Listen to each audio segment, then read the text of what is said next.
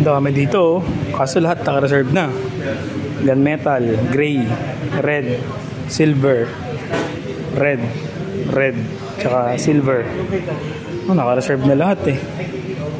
Ayun, may mga pangalan na. Oh, so dun sa mga nakapagpa-reserve, wait lang tayo mga boss. Ito, may pangalan pa. Fully fade din to. Fully fade. Ganda ng pula, oh. Ito. Sold na rin. So lahat sold na.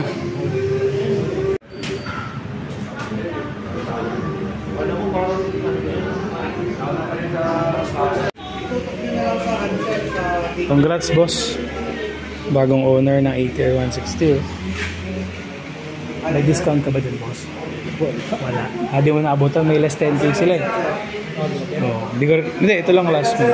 Promo lang, mabilis. Ako di ko rin naabutan eh. Silver pala nakuha mo sir, no? Pogi niya, no? Thank you sir. Yun, so mga tol, ang bigat po ta.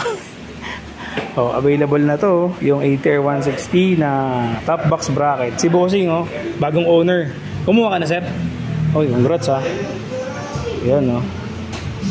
Magkano ulit to sir? 3.5 to, legit. Ito bali sir, tatanggalin to ha. Okay. Tanggal to. Bali yung sin tornilyo din po. Oh, so plug and play sir. Plug and play. Okay. Pwede naman.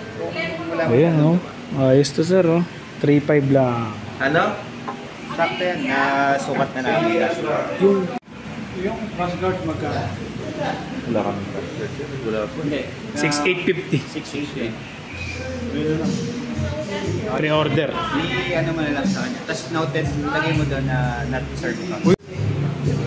Oh, ito si Sir Noel, new owner. Ang lupit ng diskarte niya. Dahil nga, sir, anong month ka nagpa-reserve? March. Yan. So, willing to wait si Bossing. Diba? Pero yung paghihintay niya, may discount siyang 10k. Yung discount niya 10k, kinonvert niya sa sa accessories na top box, bracket, at saka nagpa-reserve na siya nung crash guard. Yan, Sir Noel, congrats ha. Lupit. Lupit, diba?